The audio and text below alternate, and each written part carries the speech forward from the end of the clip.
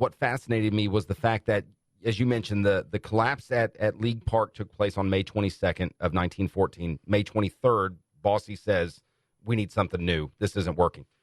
He wasted. From May 23rd, that stadium was built and opened on June 17th. The following year, a 13-month process, that would never happen in this day and age. Never. Never. Not a chance. I asked Mayor Winnecke, and, his first reaction was just to giggle. He just, he was just flabbergasted. He knew the story, but he didn't realize that it was just a little over a year, less than 13 months from concept to completion, and that's just mind-boggling in this day and age. Yeah, because we talked about it earlier this week or late last week, just the fact that everything's got to go through so many committees. There's corporate sponsors involved in everything else now.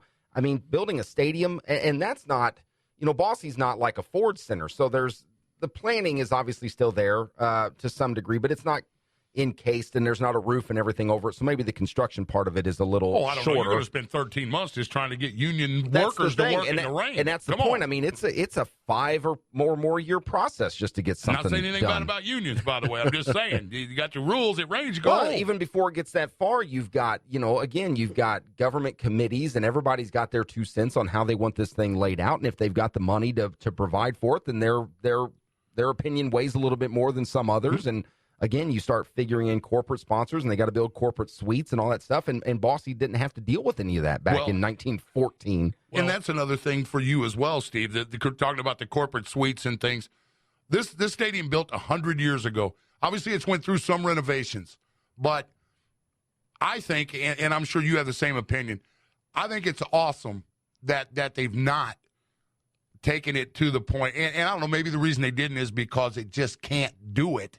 But not only is this a 100-year-old stadium, but it's not a sellout. It still looks like that genuine old stadium.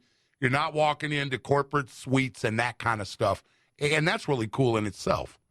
Oh, yeah. It has changed slightly. The shape and everything's the same. The outside changed in 1930. It went from a white stucco to the brick you see now, the present-day brick. But you put that in context, and it's been brick for 85 years. Yeah. So, I mean, that's and everybody, virtually, I would assume, everybody that in their current lifetime, that's their only memory of it. I doubt there are many people. I'm sure there's someone somewhere that's still alive that remembers the stucco facade, but there couldn't be many of them. Right. And there's some photos of that in your book. Of that stucco facade. This is a really good book, by the way. It's a great really book, is. and hats off to you for taking the time. How long from start to finish on this book? Do you remember off the top of your head? Well, I mean, it was about a year. Yeah.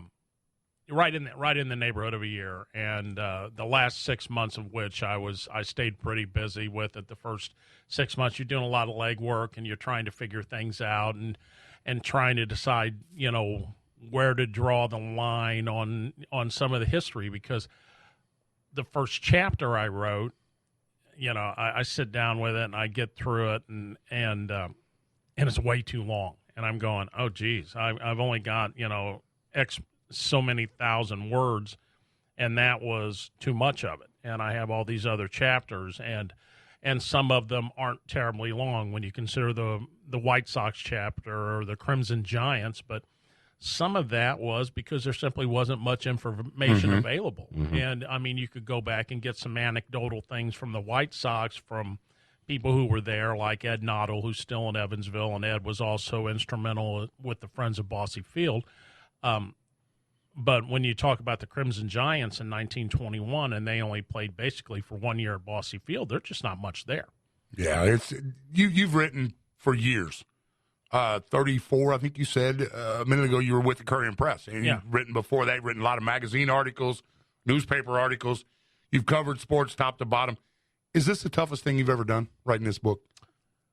Well, as a long-term project, yes, because I have never done anything that took that kind of commitment. And I'm sure if any of my former editors at the Courier and Press are listening, they would know that long-term commitment was not my strong suit.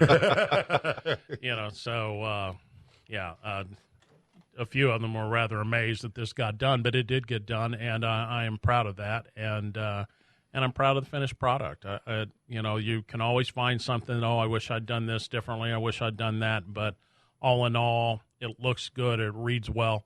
I'm happy with it. Yeah, and you should be. Like I said, I had the chance over the weekend to get through some of it, especially the early part, because that's really, to me, is kind of the fascinating aspect. I mean, the entire history of it over the 100 years and the things that it's hosted in, not just baseball. Like Jimmy said when we started the show, you played some football out there back in the mid to late 60s, I believe. I don't want to give up your age. I'll leave that to you. I graduated in 1970, and my classmates and I, we won a city football championship there as freshmen. And then we won like the first 3 or 4 games of our reserve season, our sophomore year. And then I don't think we ever won a varsity game at Bosse Field. We won the last game of my senior year. We beat Bosse 10-0, but that was at Enloe Field. Now, how was the setup for a football game at Bosse Field? Because everybody, the only memories I have of it, because I went to a couple of triplets games as a kid, and then, you didn't have professional baseball there for a while until the Otters rolled into town about 20 years ago. Give us a picture of how a football field is set up on that particular field. Well, there are 2 layouts for it. Memorial played there 3 or 4 years ago, and they went from home plate out towards center field. But we went the other way. We went from, right field corner to left field corner, where you're playing just inside the bricks on the main facade in the corner of the end zone, to where that comes out into which would be the west corner of each end zone. It comes out close to it, but it wasn't actually ever in the field of play. But, in this day and age, they would have padded it, profusely. In that day and age, there were no pads. How close was that wall? Yeah, it was pretty close. It's conceivable that if you got in the back corner of the end zone, you could have you could have had a rather memorable, or maybe you wouldn't remember, right. but it would be a heck of a collision with that wall.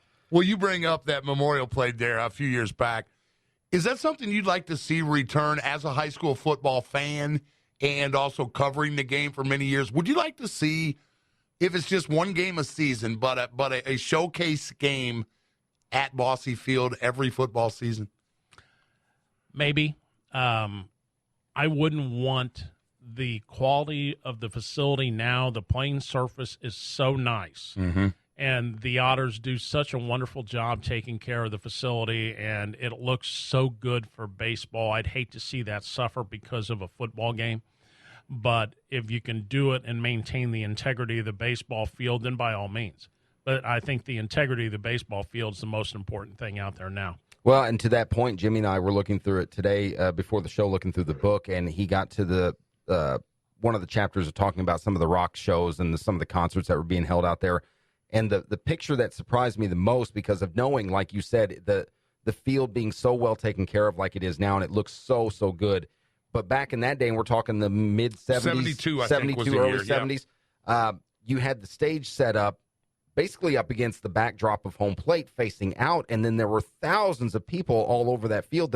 I can't imagine they do it that way today. Oh, I don't think so either. I mean, some of the estimates were to 30,000 people. I don't think it would hold that many even in the outfield grass, like that. But it was quite a crowd, and they tore it up. But the whole field was already in pretty dismal condition. There were bare spots in the outfield where the, left, center, and right fielders played consistently. One of the players with the triplets, and if you have Dave Johnson on again, he could tell you exactly who this is and what context it came up. But it was one of the players used the term, if you play in the outfield at Bosse Field, you need a body jock. So he was saying, that it was such a rough place that it's like playing football in Enloe, wasn't it? You needed athletic support to play there.